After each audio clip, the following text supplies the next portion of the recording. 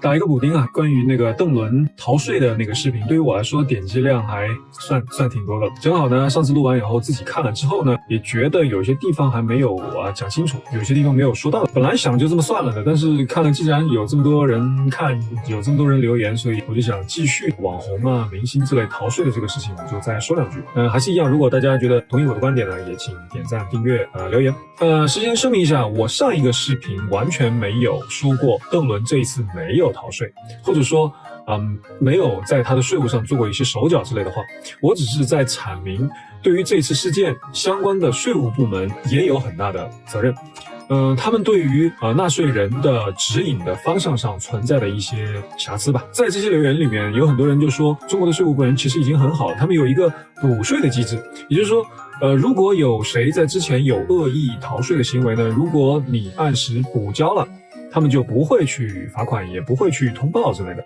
那这个邓伦呢，被罚款的官方的文档上面也就写了偷逃个人所得税是4000多万吧，具体呢我也记不太清楚了，差不多就是这个数字吧。然后呢，他补交了之后还差300多万没有交完，也就是因为这300多万让他成为了这个众矢之的啊，万劫不复。你乍一看呢，觉得哎呀，邓伦真是一个小人啊，补都补了，还存在着这种侥幸心理，补都不补齐，舍不得钱吧，你最后成了这个下场。其实大家觉得这个逻辑，你仔细推敲一下，你觉得这个逻辑会对吗？你仔细想想，当然是不对的了。我都补了半个多亿的税了，区300多万的一个零头，人家傻吗？干嘛不补齐呢？为什么不补齐呢？按照他们的收入，这也就顶多怎么讲，也就他们1周的工资，可想而知，这其实根本就不是钱的问题。如果是我有一个确切的数字给了我哪怕多交一点，我都不会去少交，对吧？非常明显嘛。在这样一个体系下，谁敢拿自己的名誉跟税务局去刚这么一下子？我不相信。何况他是一个艺人，钱不多，但是被税务局这样亮出来，那性质可就变了。这个利害关系，我相信邓伦这个浓眉小眼的，那他还看不出来吗？反正呢，他现在的微博号我上次也说了，都已经封了，没有一个可以发声的地方。当然，就算他没有被封号，他可能也不会说什么，除非他像郝董一样不想在中国混了，那可能他可能会做出这样的事情。但我相信凭他的阅历还没有这个底气，就不在国内混了。这些靠平台吃饭的明星跟网红啊，其实都不敢吱声，因为所有的平台都是捏在这个怎么讲呢，中央的手里。他们自己都知道，演员如果没有了一个舞台，没了一个平台，就是一无是处。尤其是这些出了名的网红明星，光脚都不怕穿鞋的嘛。现在这些穿鞋的明星都是为了保住他们这双鞋而已。集体缄默，不问天下事。都说邓伦聪明啊，人家这么短的时间能够红起来，就证明人家根本就不傻，人家的团队也不是傻的。这明显并不是所谓的对这件事的轻视，或者是故意不交的，而本来这就是一个套，一个说辞，一个罪名。不至于是一个莫须有的罪名，但是绝对不可能是明知故犯。我个人觉得他就是根本不知道还有这300万的存在而已。我具体不知道呢，这个300万这个数字是怎么算出来的，也不知道这个数字是否经过了邓伦公司和税务局的双方的核实，是双方都认定了没有异议了，最后呢，邓伦就是不交这300万啊，还是说本来就有300万的这个税款，双方是出现了分歧的，这个是很正常的事情，还在审计或者是还是在斟酌。因为我上次也说了，这个税务这个东西是一个非常非常麻烦的一个系统。为啥？第一是圈流量，第二就是为了搞这个税。搞了个科技公司，我们养了4个人，这4个人呢，全都有软件工程师的开发的那个证。各位，我要干嘛啊？我要把这个东西塞到我的 U 盘里面去，然后我的这个科技公司，我是要申请双软的。什么叫双软？软件开发、软件销售。我一旦把这个科技公司成立为了双软企业，各位，增值税超过3的部分即增即退，也就是我10个点不用交了，9个点不用交了，6个点不用交了，我全部就是3，只交3个点。关键是所得税呢，所得税我可以2免3减半的，第1年免，第2年免，第3年我减半征收，这样把我这个整个税就降下来了。各位，这个方法好多公司在用，这个叫改变交易。你说这个是个费用，我说那个算是一个支出；你说这个是一个资产，我说这个算是一个一个本金。出现不同的这个归类，不同的科目，就会出现不同的结论。复杂的真的是不要不要的。我并不是说想给邓伦这次逃税找什么理由，找什么幌子，我是先想给大家先建立一个概念，这是一个很正常的会计的方法，这是一个流程，并不是说是偷税，这是很正常的，甚至是一种智慧的避税的方法，不是什么拿不上台面的一些事情。只是在这样一个舆论的环境下，当事人都已经被晋升了，或者说是被定性了，他已经百口莫辩了，他没有办法再去说他真正想说的话。但是这个定性是对是错，是整个事件的一个一个前提吧。因为避税并不可耻，这个基本的逻辑大家一定要先捋清楚了，我们才能往下面看。逃税是羞耻的，避税是智慧的。这其实是我到了澳洲以后听到了很多广告的标语，一个 slogan。逃税呢是法律而不顾，但是避税是在合理的区间内的一个规范的操作。说到这呢，我就想到一个段子，关于那个马云的一个私人飞机的一个段子，我也可能是真的，我也考察不到那去，大家可能有人也应该听过。大概就是说，马云有了钱他需要一个私人飞机那阿里巴巴呢就买了一架私人飞机给他，但是呢，阿里巴巴买了这个飞机以后，把这架飞机转了一到手，以很低的价格，或者说是不要钱，这个我记不清了，反正就是他又卖给了马云，转给了马云私人的名下。这样的马云私人相当于不要钱，或者说是用很少的钱就拥有了一架飞机。马云没有说这架飞机是我的了，然后就 finish。他呢又把这架飞机租给了阿里巴巴公司，他可以收租子，每个月可以收一定的租金，过得很舒服啊。然后呢，阿里巴巴这个冤大头租了这个飞机干什么呢？租来的飞机还是继续给马爸爸用所以看一看这一系列的骚操作，转了一大圈，从会计上从法律上兜了一大圈，但实际上就是马云可以坐着自己的私人飞机去上班了。不过呢，你可以审查一遍哪一个环节他违法了，或者说哪个环节有了问题。没有问题，每一个环节都没有问题，规规矩矩的，白纸黑字的可以拿出来说，你从中找不到任何的纰漏。眼红吗？眼红。你气愤吗？气愤。不爽吗？我很不爽。但是人家这么做一点问题都没有啊！不要怀着一个仇富的心、愤世嫉俗的心态。其实说真心话，我听到这个故事以后，我还想给他点个赞，不是吗？难道这不是他们团队，不是马云的智慧吗？当然了，现在马云出事了说他是吸血鬼，说他这是狡诈说他这是阴毒阴险。当年这个故事可是说明他的智慧，是有头脑的表现。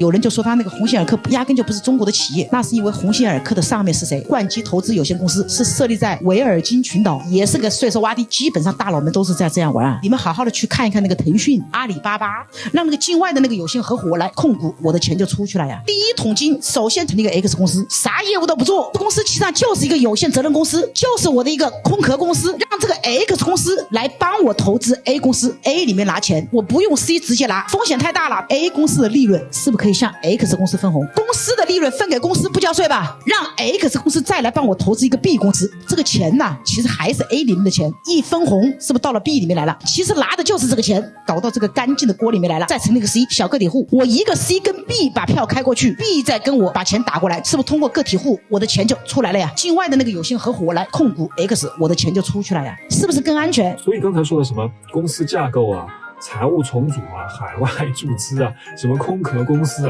这些都是合理合法的避税行为。顺便提一嘴，刚才说的那个空壳公司 share company， 这是一个中性词，不要一听到这个词就好像觉得直接就跟诈骗联系起来了。这是一个非常正常的公司的存在形式，它不是洪水猛兽。刚才说到哪了？所以说呢，这个税务局说可以补交税款，让大家自查自纠。我怎么自查自纠呢？你觉得我有问题，你就给我指出来好了，该补多少我就补多少，补完了就完了，你给个痛快话。为什么还要自查呢？是你税务局在2018年的时候说自己改了条款，也不给一个条条框框，就是说个人收入不能算作公司收入了。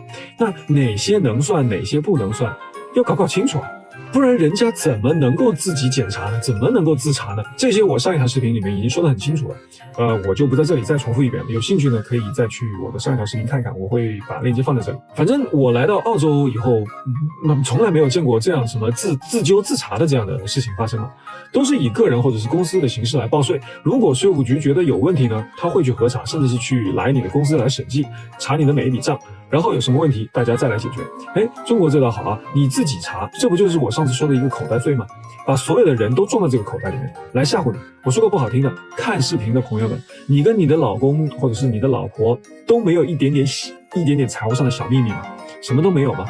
你难道就不藏一点点私房钱吗？女生们就没有背着你们老公买过一支口红，男生们就没有背着你们的老婆或者是女朋友买过一包香烟、一瓶啤酒之类的？这确实是不可能每一分钱都落到账上，都落到纸上，在一定的合理的区间内，还是可以有一个量刑的嘛。不管是哪个国家的税务系统，它也不可能笔笔的账目都可以审计的非常清楚。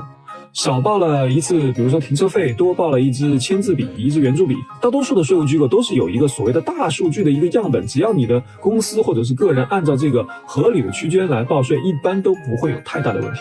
当然了，税务局也会随机抽查一些公司或者是个人，像澳洲这几年可能会严查，比如说餐饮业，下一年可能会查严查这个健康业，就是以此类推，每年查几个重点行业就好了。因为公司成千上亿、万亿个、千亿个，你一个小小的税务局查得过来吗？